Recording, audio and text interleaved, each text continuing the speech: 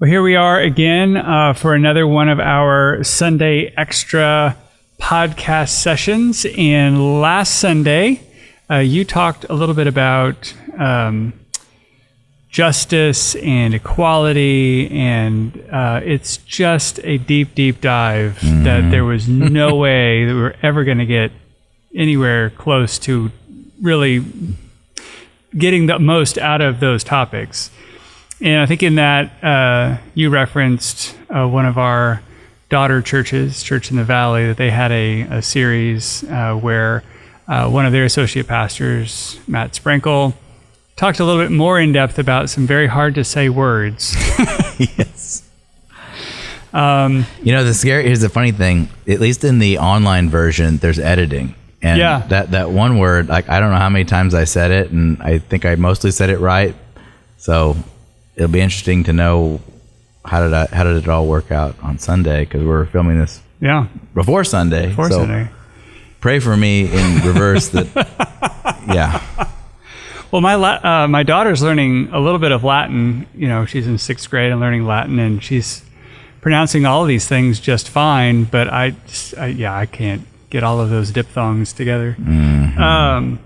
But he is like, so, you know, if you are watching this, then you'll notice very quickly that, you know, full disclosure, they also, Church in the Valley, did a series called Understanding the Times, and dealt with similar topics that we are. And so given when they did the series, they had more time to use to go into these than we did on Sunday. So we're going to break for just a little bit. You're going to hear from Matt Sprinkle as he talks about these 5 aspects of justice with a little bit more detail. And I think one of the things, just to set it up, Matt, for 15 years, taught high school, U.S. history, U.S. government, philosophy, psychology, ethics, all those types of things. So like we had Josh Hofford and Carla Holiday with our 2 episodes before this, and I sat down and talked with them. Matt is kind of like Josh in the sense of what he's been doing in school. So one of the things that he did the series that was called Understanding the Times, and we both borrowed the title from the book by David Noble, Understanding the Times, which is one of the resources that we've listed that I would highly recommend people reading. It's one of those really thick books, but there are a lot of times to understand. Yes, there are. But we probably had about maybe 50% overlap in some of the issues that we talked about in each one of our series, and he did a great job. So I knew that this was going to be long anyway, and I don't have to say everything that he did a great job saying. So I was just like, let's make it part of the Sunday Extra. So anyway, enjoy. Now, having understood that justice is about rights and duties, let's look at the 5 dimensions of God's justice. First of all, when it comes to God's justice is remunerative. What that means is that God metes out, he gives out just rewards as an expression of his love. So we should respect the rights of people to enjoy the rewards that God has given them for their good deeds. In Proverbs 22:4, it says, the reward of humility and the fear of the Lord is riches, honor, and life.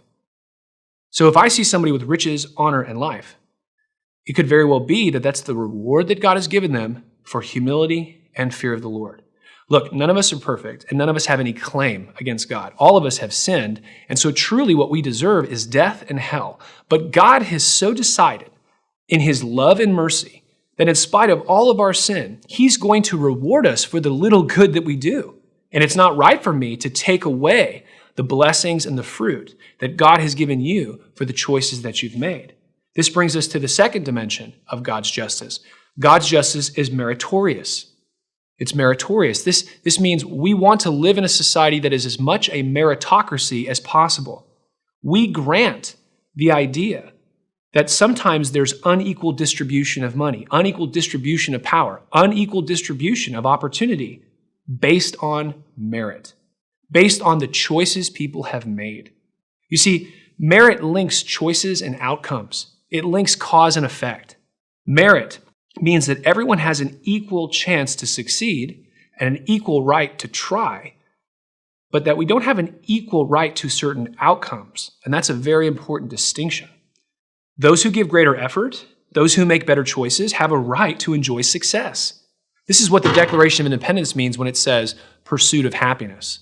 So in God's meritorious justice, he is going to reward people for the good that they do, the choices that they make, and it may result in unequal outcomes, but that is not by definition unjust. For example, in 2 Thessalonians it says, "For even when we were with you, we would give you this command. If anyone is not willing to work, let him not eat." When a man is not willing to work, he doesn't eat.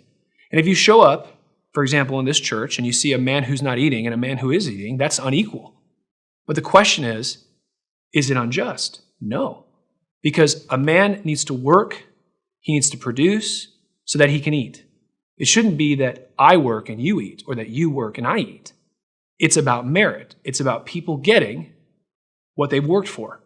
And that's not wrong. In our society, we want to see merit as a major factor in determining outcomes. The third thing is substantive justice. And substantive justice means that we respect the substantive rights that God has given people. God has given everybody the right to life. He's given them the right to liberty, that is to make choices. He's given them the right to property and collect it and to own it. And he's given them the right to a reputation.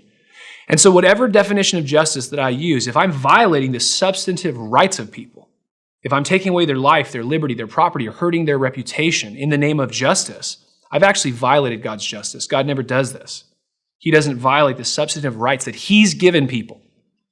And so any kind of justice that we have must recognize the substantive rights that people have been given. The fourth dimension is retributive justice. God pays back those who do wrong. He punishes evil.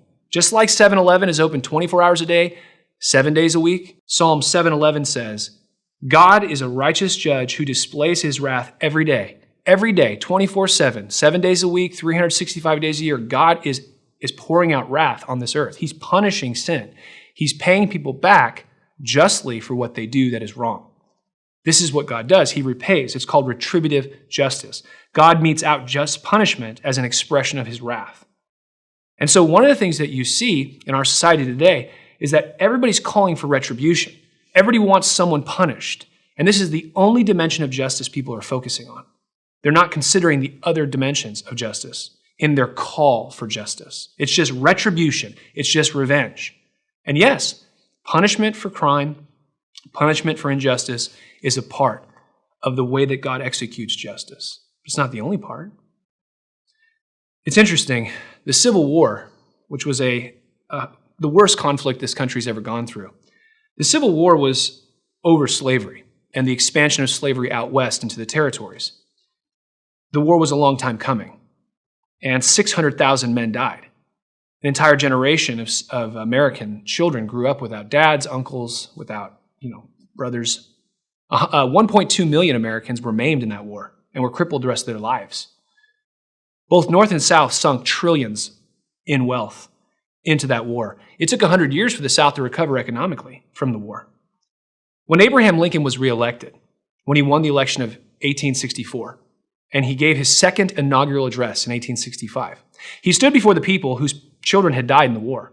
Many of them were parents of sons who had died in the war, and they were mad. They were angry. It was clear the North was going to win. So this was the time to twist the knife. This was the time for Lincoln to tell them, you know what? The North is good, the South is bad, and we're going to make them pay. That's what the people wanted to hear. That's not what Lincoln said. If you read the second inaugural address, Abraham Lincoln says to all these people, many of whom had children who had died fighting against the South, he said to all these people, this war is a punishment from God. It's retributive justice for the South and for the North. And if you read it, he says, we, the North and the South, we've benefited from slavery. All of us are guilty in one way or another. And then he says something interesting. He said, yet if God wills that it continue until all the wealth piled by the bondsman 250 years of unrequited toil shall be sunk, and until every drop of blood drawn with the lash shall be paid by another drawn by the sword, as was said 3,000 years ago, so it still must be said, the judgments of the Lord are true and righteous altogether. The Civil War was God's judgment on America for the sin of slavery.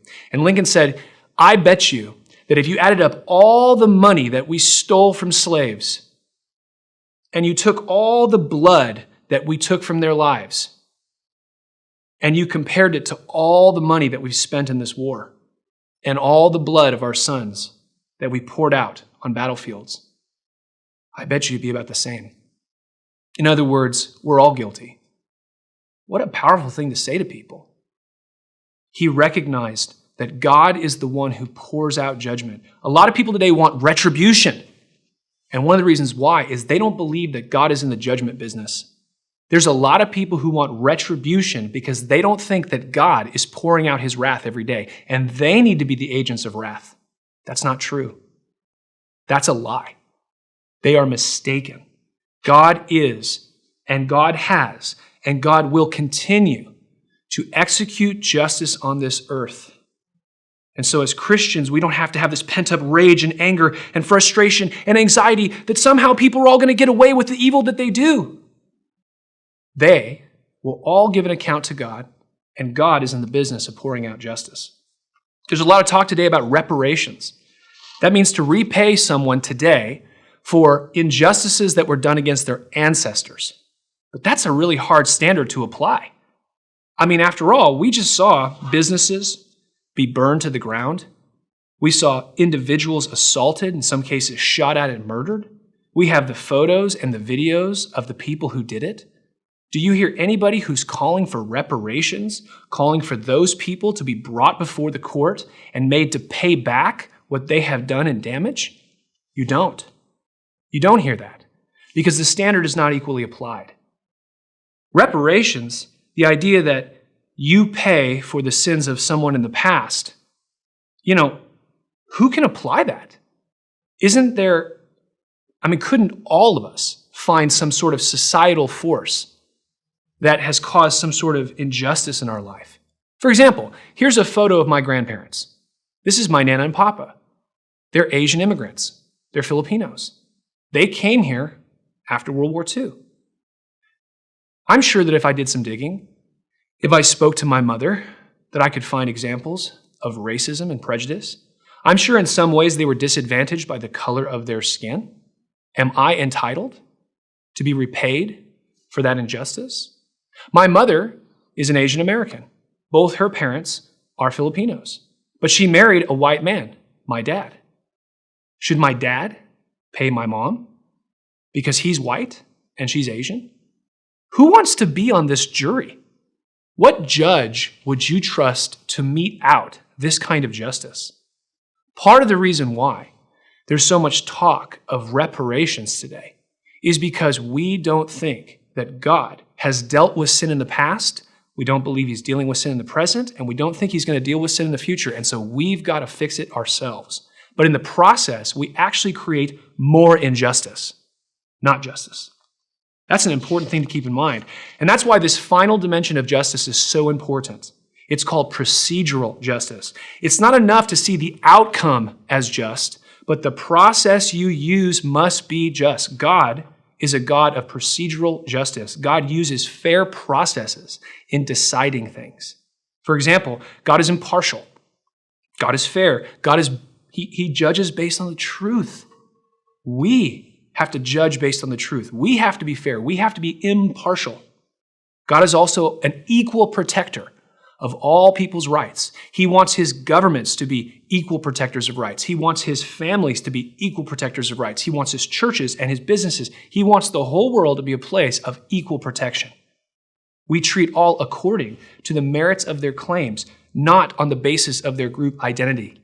Justice is blind to things like race, economic and social standing and status. Those things cannot influence justice. if we allow the process that we use to get the outcome that we want to be corrupted by partiality, prejudice, favoritism to this group or that group, if we allow that to happen, we're not going to get justice. We're going to get more injustice. We're going to create a new slab of victims who will then call for justice for themselves. And slowly society unravels.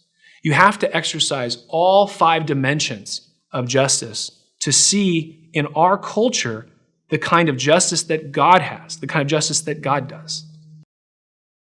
So I think that's fair to say that Matt is not just another pretty face, that he also has some brains in there, and we're very appreciative for... He also was given a perfectly shaped head like me. Brian has hair. I have hair. But we're very appreciative to Church in the Valley for sharing that resource with us so that we could share that with you. We also had, and as we've had for the whole series, on the listening guide, just a whole list of an ever-expanding resources for however deep into these issues you want to go. We have those listed. We also have a website, or web page, I should say, for those who are in web programming. There's a difference. So we have a web page that also has all of these links so that you can access them. But I want to see with you, Matt, if there was some things you would like to highlight out of those resource lists for us. Yeah, thanks, Brian. I knew that we weren't going to be able to say everything that could be said on this topic. This was just a 3-week series, and I wanted to, like I talked about each week, to really help sort of understand the bigger picture. We sort of, I sort of mostly said we were water skiing across the top. We also were, 60,000 feet, just looking at the big pictures. But what I wanted to do is provide resources. So I didn't talk a whole lot about the resources other than the fact that they were there. I mentioned a few more this Sunday. But I think just in general, some things I'd like people to know about the resources. We've got books and videos and historical source documents, and there's some watchdog groups and additional learning, sort of the miscellaneous category. But there is no shortage of information about these topics that we were looking at. It's finding good sources is one of the challenges. So, like I said, the Understanding the Times book, it's about 500 pages, I think. And it is a good read, even if one just reads from the viewpoint of Christianity, because it takes these 10 different elements that make up a worldview, and then it shows for Christianity, it shows for Islam, and some of the other major worldviews out there. So it's a great, handy resource if you want to learn something about other worldviews and how to talk to folks who may be coming at it from that angle. But just looking at the categories under biblical Christianity, it really helps bring several things into together. Mm-hmm. And one of the things we talk about is the fact that we follow Jesus should inform all areas of our life, right? It should inform how we think about government, politics, how we think about parenting, how we think about work, how we think about even art. Brian, you're an arts guy. So the way we think about it from a biblical worldview is going to be different from somebody who's thinking about it from an atheistic worldview or a postmodern worldview, or whatever specific flavor they have. So there's some worldview resources that are there. The politics, according to Wayne Grudem. Wayne Grudem also, if you may have heard, systematic theology. So he's got these like couple inch thick books, but it's very exhaustive. You don't necessarily sit down and read the whole book, but you look at a chapter or a section that, what do you want to know more about? It's a good reference material. Right. Uh-huh. I think another excellent in terms of some summary, a lot less dense to the point, is the stuff from Wall Builders and David Barton. In fact, they're here in Texas, not too far away, where their like museum and everything is. I've never actually been there. Oh, it's awesome. You've been there? I recommend the trip. If Okay. you can go. It looks very unassuming, but it's got a ton of original documents from the founding days of the United States, or even some from the Civil War era. It is absolutely fascinating. Awesome. Yeah, I'll have to check that out. But he's got several small booklets that is a really good quick summary of some things that's all included. I mean, I can't tell you how many thousands of pages of articles and books that I read in the course of working on this series, but what David Barton did in some booklets was pretty much the nuggets of what other entire books are about. So he's a great resource. The America's Christian History, Gary DeMar, one of the new resources that I just mentioned this week. Gary DeMar has a God and Government. It's a 3-volume series. So just things that we didn't learn it that way in school. It really encouraging and helping, set some perspective. In fact, one of the interesting book, I was actually given this as a recommendation to, we talk a lot about conservatives and liberals and what does that even mean? What is conservatism? So this book by Russell Kirk, The Concise Guide to Russell Kirk, when I was recommended this resource, he said Russell Kirk is sort of to conservatism in that arena like Francis Schaeffer is to kind of some biblical worldview in terms of just all that he's written and thought about. So this was the Concise Guide. He's got lots of other resources that I didn't have time to. That's something I want to get into further in the future. But the Concise Guide was very helpful in understanding. He uses the term conservative and radical. We more hear of liberal and conservative, but very helpful in understanding just sort of the history of it and what it means and different things. And then there's a lot of talk about socialism right now. This book was actually written recently because he talks about some current events that happened earlier in the year with the some of the primaries and some of those things. But the United States of Socialism, he does a really good job of describing the history of socialism, where it's failed, all the other places that it's failed, and the different streams of thought in it. And so again, when I found this resource, I'm reading through it, and I'm like, wow, he says in shorter chapters what lots of other things take many, many more pages to say. So it's a good summary. It's less dense. Just trying to help understand. This week, particularly, I wanted to add a lot of things to help with trying to get educated on the issues. I talked about that we need to know what the issues are. We need to understand where the parties stand on those issues, and that should help inform some of the decisions we make when it comes time to vote. I can't tell you who to vote for. I'm not going to tell you who I'm going to vote for. But what I can tell you is you need to get yourself educated. And I can also tell you that the Bible is very clear on some things, which is what we've been talking about. And I mentioned this in the message, but if you take the issues and look at what the Bible says about many of those issues regarding sanctity of life and religious liberty, freedoms, and sexuality, and all of those kinds of things, marriage, the parties have very different stances on what their definition of marriage is and what they would like to see happen. So I've just given you, like, if you want to read like the 60+ page document of the platform of the Republican Party and of the Democratic Party, you can read that. Like, go read the original document from them for distribution. There's also some shorter summaries, a couple articles by the Gospel Coalition group, and then there's a few other things.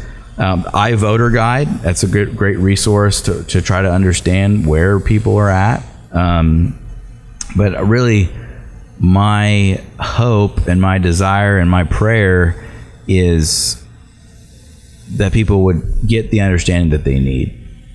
And, unfortunately, we have a very biased media.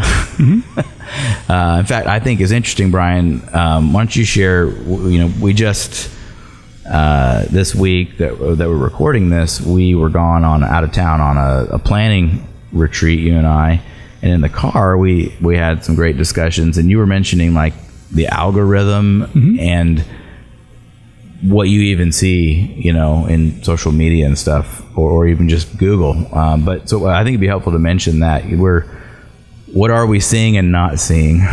Yeah. So, depending on how you have trained Facebook or Google or YouTube or, whatever you use online to get your information, there's an algorithm that wants to give you the stuff that you like or that it assumes that you would like. Sort of like if you're on Netflix, it has those based on your past movie choices. We recommend these also.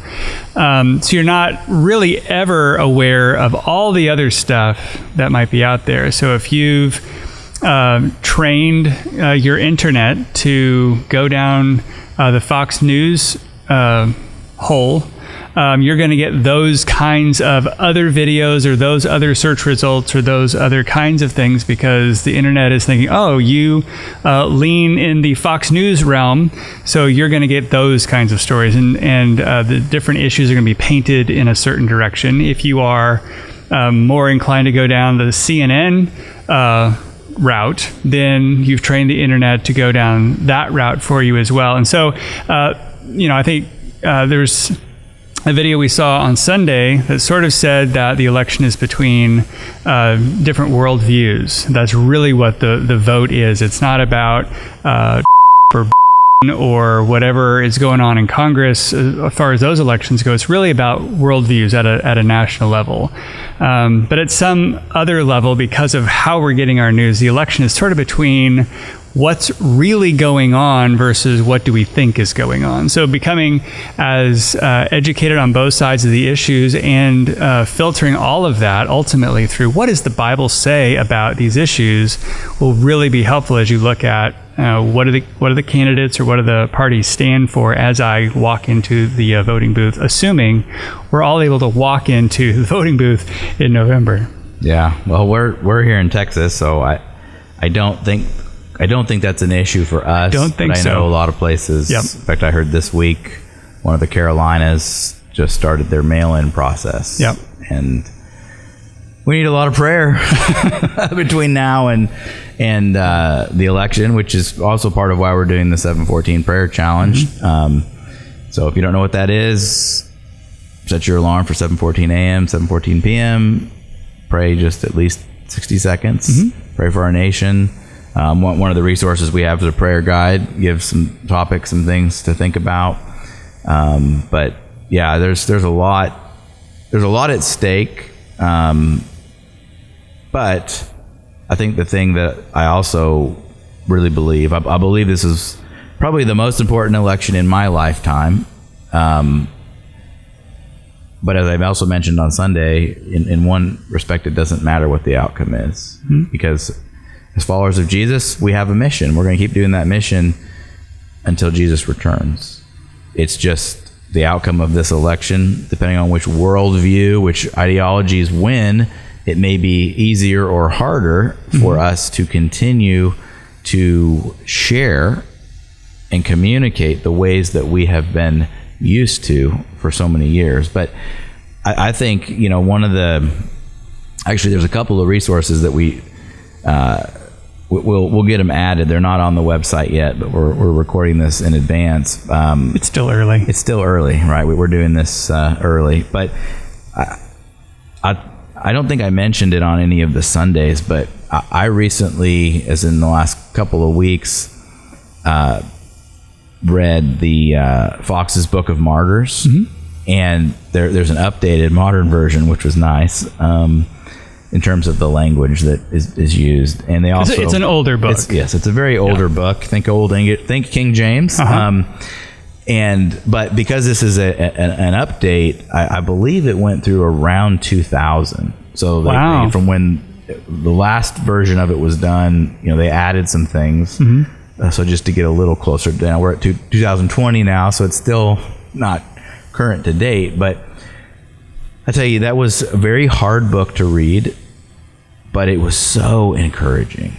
Just seeing the commitment that Christians have had throughout these last 2,000 years. I mean, you take a look at what a hostile environment Rome was, but the church began in the middle of that, and it grew and it spread. And one of the things is that when pressure and heat is applied, things expand. So it's so encouraging. The chapters early in the book are on the early church and what those believers went through and literally died, but many of them had actually seen Jesus, or they were hearing about him from the eyewitnesses. And in the face of all kinds of horrible things, they knew what they knew, and they were not going to turn their back on the truth. And we talked about how important truth is. So that was really encouraging. There's another book, it's I don't have it in front of me right now, but I think something like "What's Christianity Done for the World" or something like that, where again it starts back in the beginning and works its way more current, and talking about all of the essentially everything good that we know in this world, even if we don't associate it with Christianity today, has its roots in God's people loving and caring for people the way that Jesus said to. So, back as horrible as things were in Rome, I mean, there was no value of life, and abortion and infanticide and just abandoning children and all kinds of, I mean, that was the practice of what you did. Like that was normal. Things that we just couldn't even think of was normal, but God's people were able to change the direction. It was God's people who would take those children that had been abandoned and care for them and raise them, and it was God's people that would bury people and care for the sick, and throughout history, when there was horrible plagues and diseases and awful things happening. I mean, we're seeing this now with the stuff we're going through COVID. Look at the people who are out serving people. It's God's people. So incredibly encouraging to think about when someone says Christianity is so bad and awful and hasn't done anything good for this world. In fact, one of the things that really struck me, there was a comment in the book that, I'm paraphrasing it, but it was basically that evidence of Christianity's impact can be seen when a non-Christian is so emotionally moved at seeing horrible things. So whether it's a newscaster who, is doing a story about a tragic accident or a death or something, and they're overcome by emotion, simply the fact that they are overcome by emotion is evidence of the impact of Christianity on our culture. Because that same thing were to happen in ancient Rome, like literally they would look at a dying person on the side of the road like you and I would look at a stick. It doesn't matter. It's not a person. There wasn't this value of human life. So those are two really encouraged, like hard reads. I mean, the Book of Martyrs was a hard read. The other one wasn't so hard, but they did talk a lot about the martyrs and some of the horrible things. But just the encouragement to fight on, the encouragement to keep moving as you hear the stories, which again, that's why the first message in this series, we talked about history. Why is history so important? We need to know so we can remember that God's people have been through hard times and hard things in the past, but God has seen his people through those hard times, and he's going to see us through those as well. So, there's different lengths of books and different density and different topics, but I really just wanted to create a place where people who want to go further, want to learn more about something particular, that they can do that. They can go to that website, and if you're just totally listening to it, the website, or if you're totally listening to our podcast and don't see any of the printed things, hopechurch.com/understanding-the-times-resources. And that takes you to that page that will be fully updated, and enjoy.